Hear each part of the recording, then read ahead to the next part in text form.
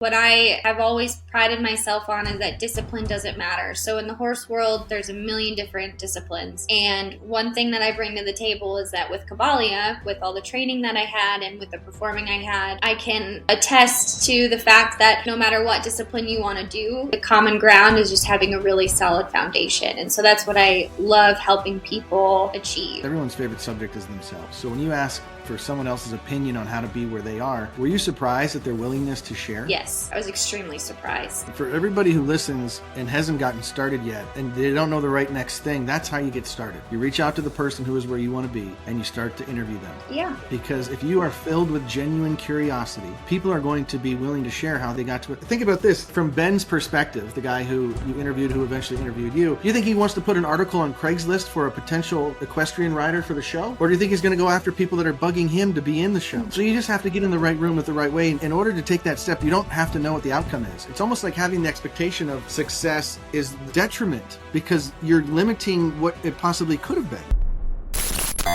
What's up, everybody? Welcome to another episode of Cash Flow Conversations. Today, I have a guest who I've known for a couple of years. She shares the same last name as myself.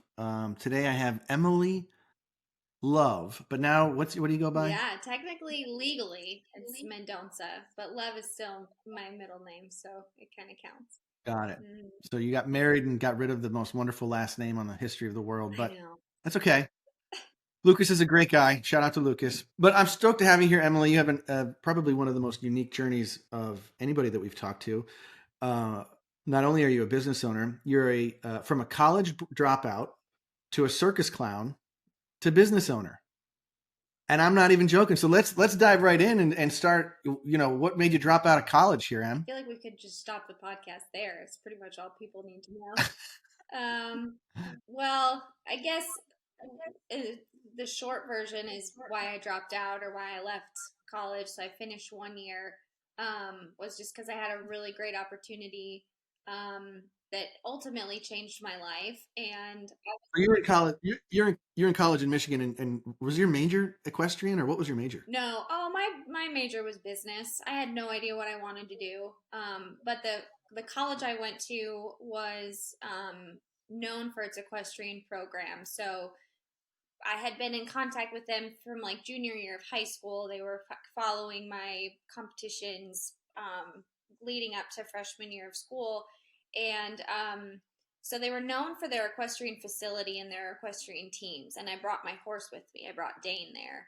But at the moment when I was a freshman and when I joined, the plan was just to go into business. I was good at math and I liked being around people and I liked numbers, and growing up with dad with what he did, it was just I thought I would kind of go into that world. But turns out I almost failed econ. Oh my gosh, really bad, really really bad. Not a good professor, but almost failed econ, and then I found my way. I was just taking all sorts of different classes at school. So when the opportunity came up to leave school, well, let's talk about that. So you go down to Florida to see mom and dad over Christmas. So you're with your family. Spring break, yeah. Spring break. So you're hanging out with your family over spring break, and you go see a circus called Cavalia, which is the way I describe it is it's like Cirque du Soleil with horses. Right.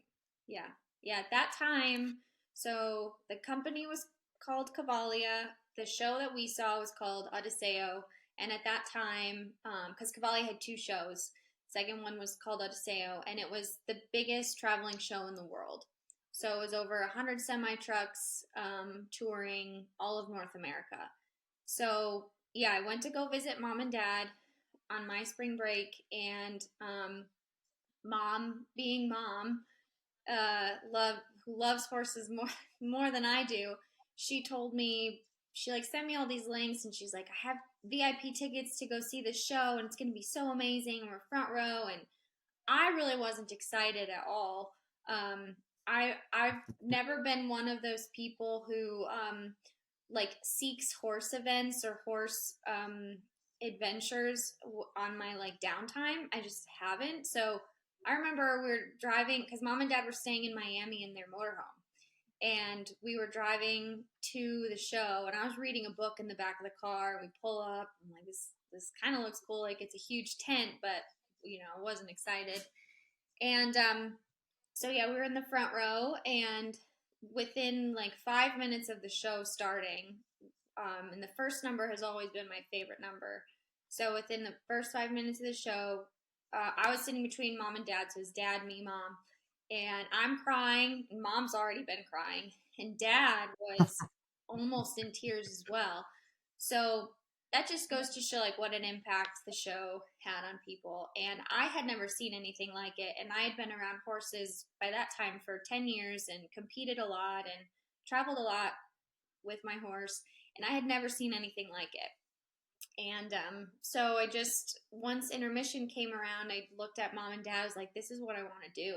I don't know how people got into the show.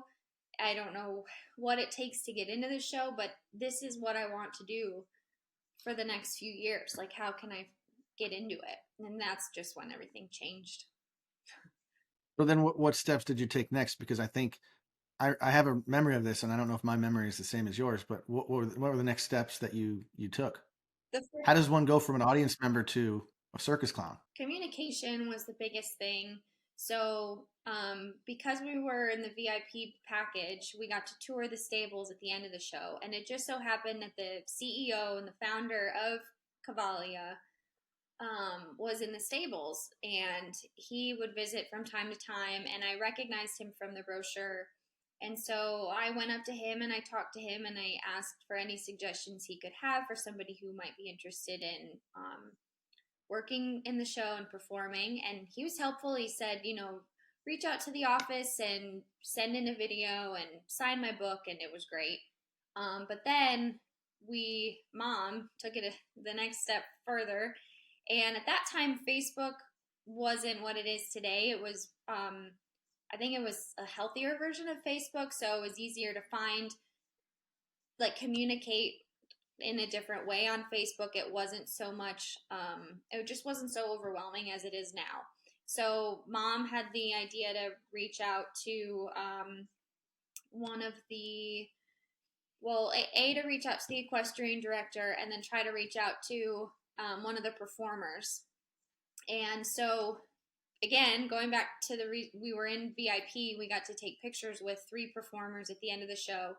One of them was Matthew Bianchi, the other one was Antoine, and then another one was an aerialist. And so I got on Facebook and I found Matthew on Facebook, and I reached out to him, and I, without fangirling, I just said that the show was amazing, and if you could give any advice to somebody who would be interested in getting in the company, what would you say? And he told me to reach out to Ben. And so I did. I found Ben on Facebook, and I still have all these messages, which is pretty surreal. But he said to reach out to Ben and kind of go from there. And then Matthew just told me about like what the show is about, and was really helpful.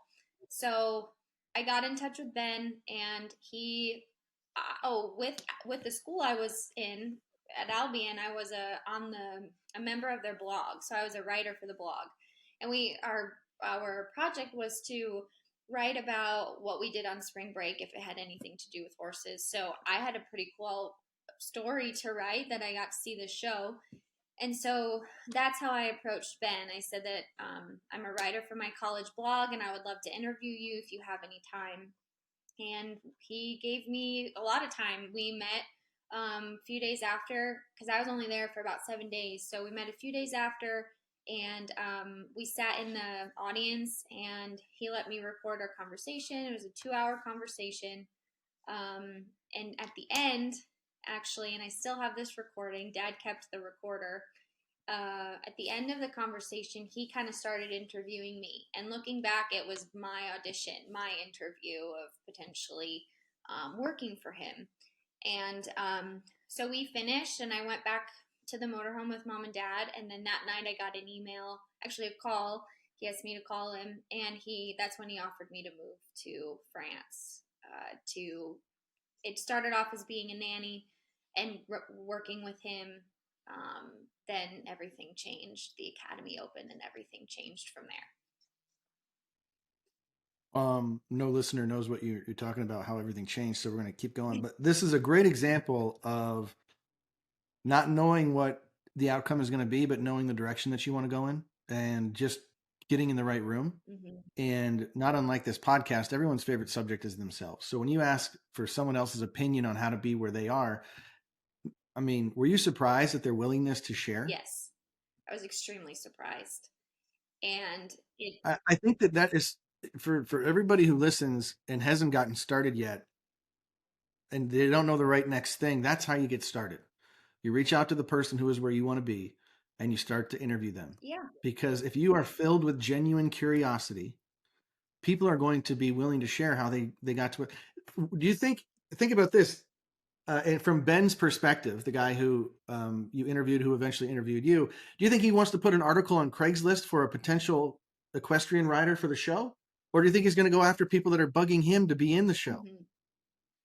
Absolutely. So you just have to get in the right room with the right way. And in order to take that step, you don't have to know what the outcome is. It's almost like having the expectation of success is a detriment because you're limiting what it possibly could have been. Mm-hmm.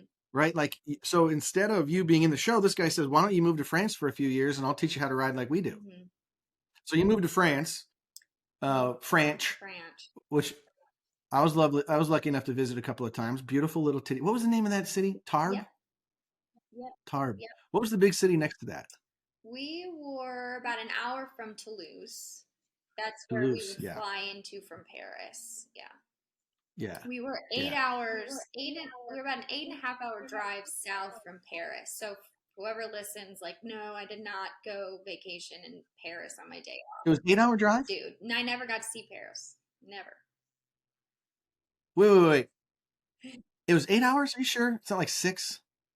Pretty sure it was, or maybe it was, the train was 8 hours. All I know is it was a long drive or train ride and I couldn't go on my day off. That's how far. Okay, so quick story. We were. First time I went out and visited, I flew over there with my dad and we missed the second flight or something. So then we got on this train in Paris to try to jump on another train to come down to Tarbes. Dad and I are in the middle of the Paris subway system. We're the only idiot tourists with luggage. I don't know how we ended up in this train station with all this luggage. Thousands of people. I'm like, Dad, let's just wait and let people go in front of us and then we'll go last. We get off the train and I see this group of boys sitting on the side. This is a random story. Group of boys sitting on the side and they're all staring at us. And I'm like looking over and I kind of just look down. And so Dad and I start walking up the stairs with all this luggage. And then all of a sudden, all these guys are around us. And then they leave. And Dad starts doing one of these. And I go, did they take your wallet? He goes, yeah. And I just ran after the leader guy that I mean, he was probably 17. And I tackled him in the subway, put him in a headlock. And I was like, America, right in his ear. I'm sure you did. But this is a true story. I put him in a headlock, and then this guy in street clothes shows up, starts like tapping me like, let go. So I let go. And the dude starts punching the 17-year-old, and Dad got his money back. Yeah, got all $3,000 that was in his wallet, got all of his stuff back. The kids didn't go. The one kid out of 9 that I tackled had Dad's wallet. Wow. And the cop takes him back away, and you literally hear in the back room, because these kids were notorious for pickpocketing tourists. Yeah. And who looks like a tourist? And then a bunch of idiots carrying all this luggage, like don't speak any French. Yeah. And so then they're like, do you want to press charges? And this is where I regret everything from here on out. Dad goes, yeah, I want to press charges. So then we get in the back of this French cop car, which is the size of a Toyota Corolla. There's cop number 1 driving. Dad's sitting shotgun. I'm in the back left. There's a cop in the middle back seat of this Corolla. And then here's the crook. I can literally reach over and touch him if I wanted to. We're all scrunched into this car, and he takes one of those little tiny sirens and puts it on the roof like Jason Bourne. Wee-oo, wee-oo, wee-oo. And we're driving through traffic, like passing cars, up on the sidewalk, passing cars. And I see between all these buildings the Eiffel Tower just flying by. Like I'm like, that's the Eiffel. There's the Eiffel Tower. It's right there. And then we spent the afternoon in the cop shop. Dad's upstairs being interviewed. I'm sitting in this room that no cell phone service, no nothing. And 3 hours later, Dad comes down all angry and is like, let's go. We had to rent a car. By now it's nighttime. I had to drive from Paris to Tarbes at night in the rain. And none of the signs are in English. No. Nope. I have no idea. And Dad's sleeping, snoring. I'm like, I don't even know where I am. I'm just staying on the one highway all the way down, and it worked. We pulled in at like 2 a.m. You did. I remember that. Yeah, so you would Yeah, know if it's 6 or 8 hour drive from Paris. Either way, it's long, but it's it was a long drive. I think it was like a 4.5, 5 hour, and the train could have been longer for because of the might stops. have been. Yeah. I just Yeah, never got to go up there. That's how far south we were. We were close to the Great Pyrenees Mountains is where we were. yeah, And it was that was yeah, awesome because it's a we got to go up there too. beautiful city, beautiful town.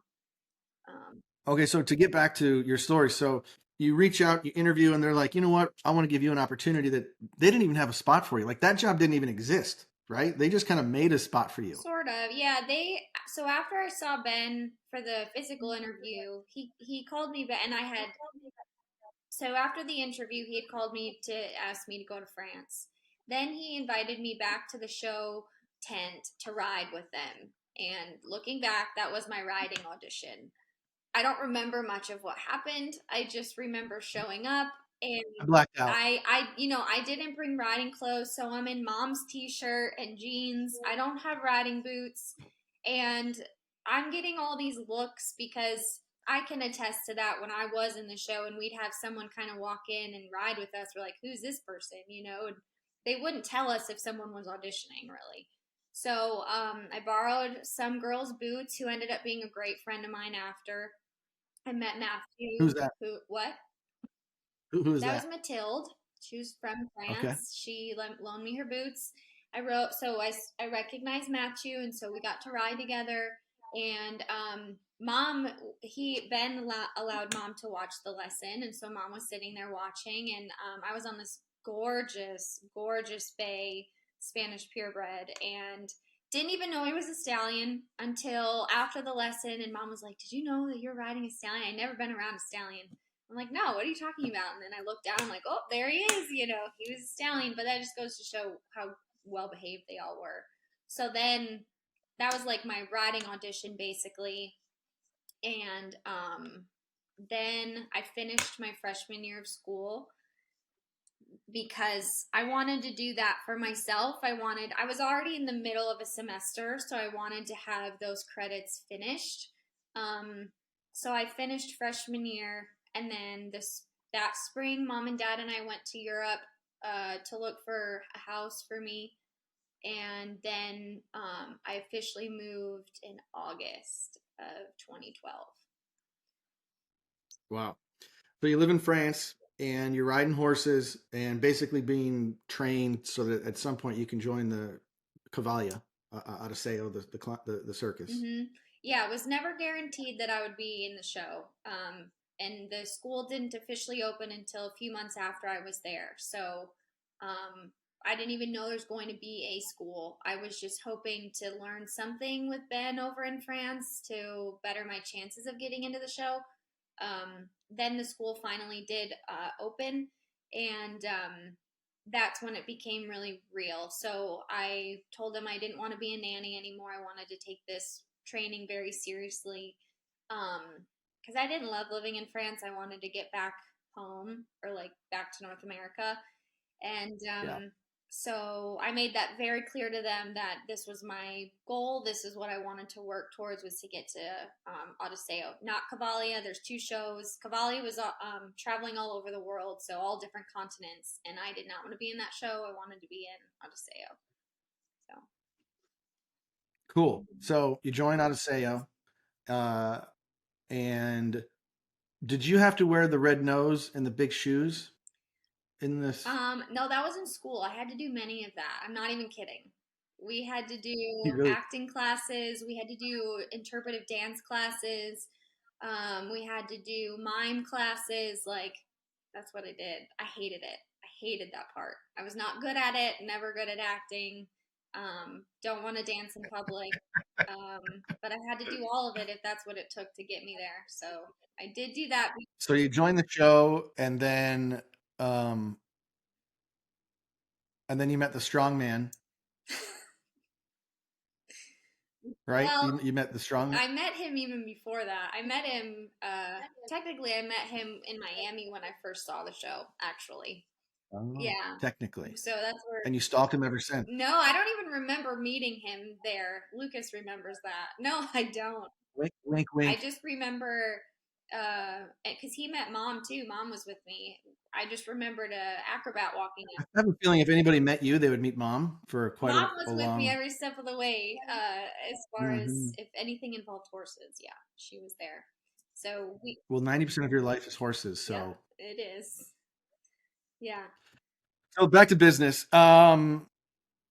So you meet the strong man, you start dating in the show, and uh, we could talk about Cavalli for a long time. I don't really want to talk about the circus. It's an amazing show. I've yeah, literally seen it dozens of times. yeah. I got to travel to North America too. I saw you in Edmonton, Montreal, In uh, Denver, you were there. San Denver, San Francisco. Yeah. Um, so I got to see a lot of it. And amazing show. Check it out. Is it still traveling No, now? dude, I don't think it it is. closed in 2019. Very sad. Well, it probably wouldn't have been able to survive during COVID anyway. I mean, that probably would have. There was talk of it becoming a permanent show in Las Vegas before the pandemic. So yeah, I don't know how well that would have gone. So get out of the Cavalia. You end up you date the strong man, and you end up marrying the strong man. Mm. And so now you have two circus clowns creating a family in Middle Tennessee, and you're a business owner. So talk to me about your business that you have. Yeah. So on paper, I'm technically a horse trainer and instructor, or on my tax forms, it's what I'm called. But what I like to say is that I work with people and their own horses to better their relationship so that they can achieve any goal that they have in mind. And what I have always prided myself on is that discipline doesn't matter. So in the horse world, there's a million different disciplines. And one thing that I bring to the table is that with Cavalia, with all the training that I had and with the performing I had, I can attest to the fact that no matter what discipline you want to do, the common ground is just having a really solid foundation. And so that's what I love helping people achieve.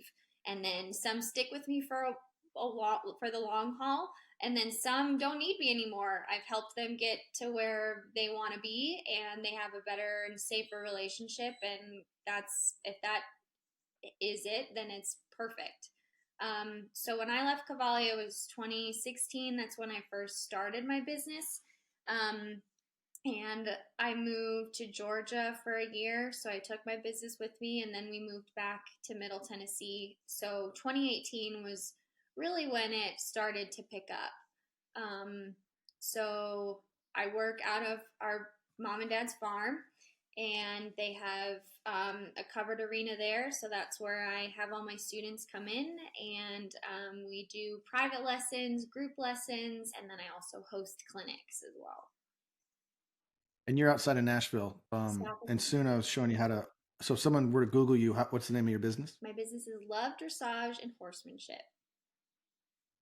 And we'll make sure that there's some links to your um, information if someone wants to get involved here in Nashville to ride with you. They can just check out the description. Mm-hmm. So now you have a business. You and Lucas buy a house. Um, let's talk about money. Uh, do you guys have a retirement? How old are you? I just turned 30.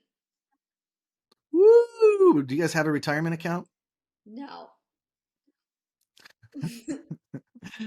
But you invest. What did you invest in? Yes. So after we got married, so my husband's from Brazil, and so after we got married, we were able to get life insurance together. So those were our first policies that we got, um, and then we Cash value, cash value, whole life. yes. Yeah. So that was a really big moment for us to be able to do that, especially with him being a foreigner. Was a big deal for him. Um, and then we bought an air. Why do you think you started there? Really quick. Why do you think you started there instead of going into like the stock market?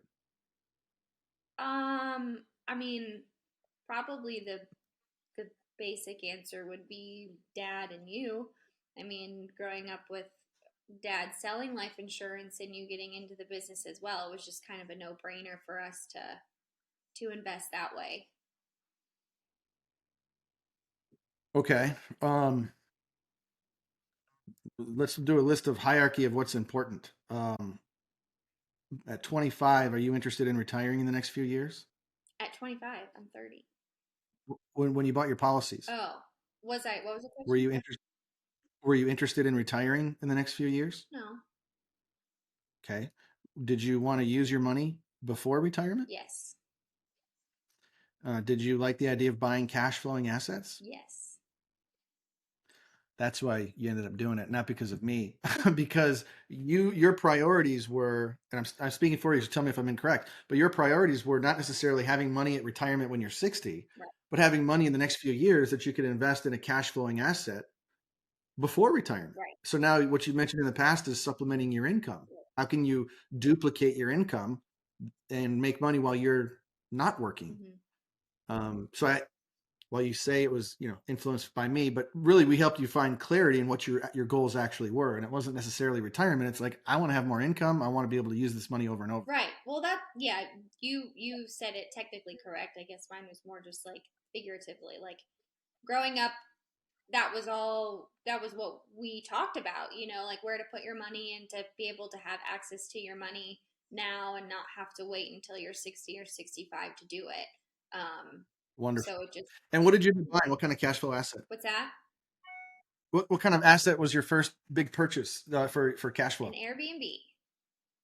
Beautiful. Talk to me about that. In the thriving metropolis of Nashville, Tennessee, right? Yeah, yeah. So actually, we're just approaching a year for how long we've owned it. So we bought an existing business. So we bought an LLC that was connected to the Airbnb, and so everything was ready to go. It was just turnkey.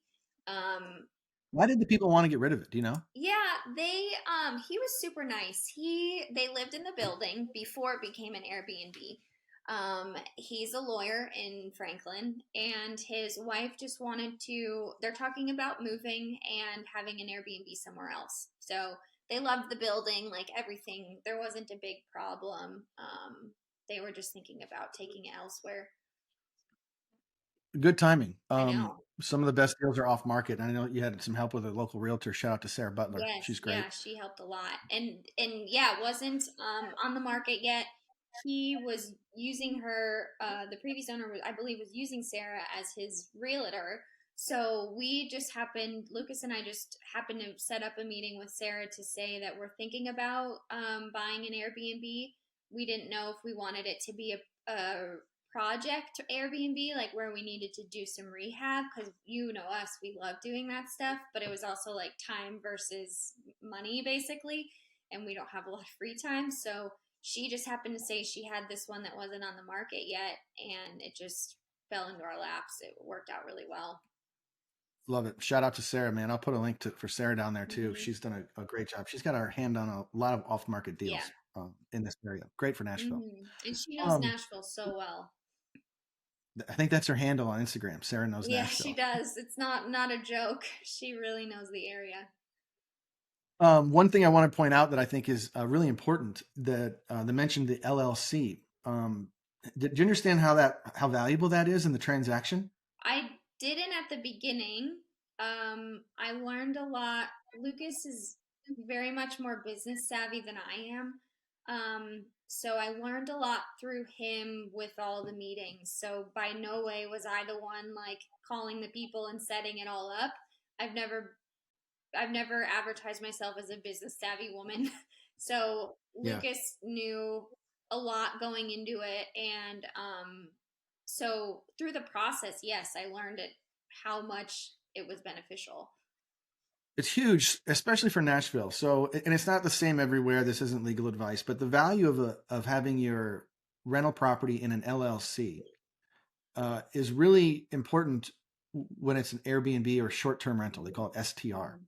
And if Nashville continues to go down the route of limiting STRs in the city, houses are grandfathered in until transfer of ownership.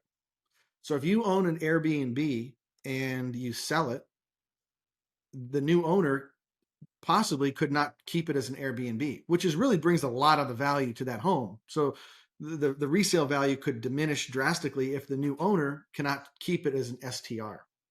If the house is inside of an LLC, when you buy the LLC, there's technically no transfer of ownership of the house. The LLC transfers ownership, and that property is still grandfathered in. So if Nashville changes and there's no more new Airbnbs allowed inside the city, your LLC will be able to be sold and kept as an STR. So your resale value is still very strong. I learned that as well through it. Yeah, absolutely. Well said. Beautiful.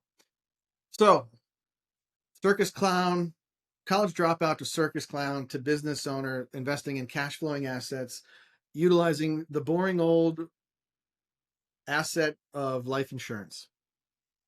And you mentioned that you've used your policy a couple of times. You just used it recently, not for a fund purchase. What was the most recent We purchase? needed a new HVAC system. So that was it's kind of like putting money in a really old car that just keeps breaking. And Your house? no, our house is wonderful. But the HVAC system, it just kept giving us problem. I mean, I was on every 6 months having it serviced just to check, and Yeah. things just kept breaking. And it's like when you're putting money into a car and they pretty much just say, well, it needs a new transmission and that's worth more than the car. So we Yeah. bit the bullet and we got a new system, but we weren't expecting that big chunk of change that we would need to buy. Plus, it was the first of the year, I believe, that we had to buy it. And actually, no, I think it was around taxes. So it was just a lot going on at once. So yeah, we used our policy to buy it, which was such a huge help. I'm a big fan of HELOCs, right? Like I like the idea of leveraging the house. Mm-hmm. But when interest rates go up to 10% like they are right now, Mm-hmm.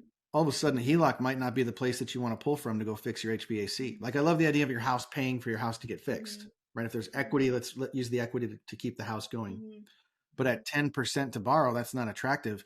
Do you know what your loan rate is at the insurance company? No, I have the paperwork, but no, I don't know. I'm assuming it's in the high 4%. Could be. I really don't know. Yeah, insurance companies don't change their loan rates, but once a year. Mm-hmm. And so whenever you borrowed it, that loan rate won't change Mm-hmm. until your anniversary. So as these interest rates go up and down like crazy every month on HELOCs, Mm-hmm.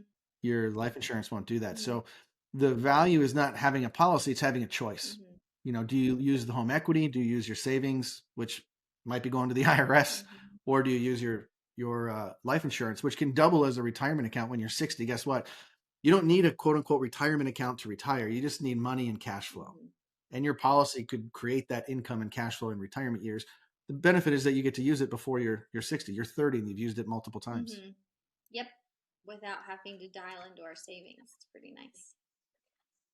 So congratulations, Emily Love of Love Horsemanship and Dressage. Is that right? Or dressage and horsemanship? There you go. Awesome. And so we'll make sure that people get some links for your socials and how to contact you if they want to get a lesson. I know you have different packages and things. It's all on the website. Mm-hmm. Yep. All the pricing's there and my release waivers there. Everything's there. Cool. Any final thoughts that you want to leave us with from the mind of an entrepreneur? I mean, I'm still in the early stages of it, so I don't know how much advice I can give, but I can speak with going through this with Lucas, who's also an entrepreneur and in the process of starting up a business himself. It's to surround yourself with like-minded people and people who can support you during the whole process, and finding people who share the same values is really important for both of us as I've expanded my business and really found who I am as a horse trainer, because the world of horse training is very large and everyone has their niche, and it took me a while to find mine, and now that I'm there, I'm just really grounded. And it's similar with Lucas as he's expanding his business, finding people of just like-mindedness who will support him has been really, really helpful, even in like the hardest times, because being a business owner can be tough. And It's not all just going up, no, rainbows and are you unicorns. kidding? No, our conversations are much different today than when we first lived together in our little apartment. So Can you ever see yourself going back to getting a job, a W-2? Not as a full, not as like my career. No, no. I would not want to do that. No, Yeah. no. Emily, thank you so much. Couldn't have said it better. That was wonderful. Thanks. I'll see you at Thanks for Christmas. having me. I know. See you then. All right. Love ya. Thanks everybody for listening, and we'll have contact information for Emily down below. And so check out the description. Thanks, Matt. Bye. Love Bye. you. Love ya.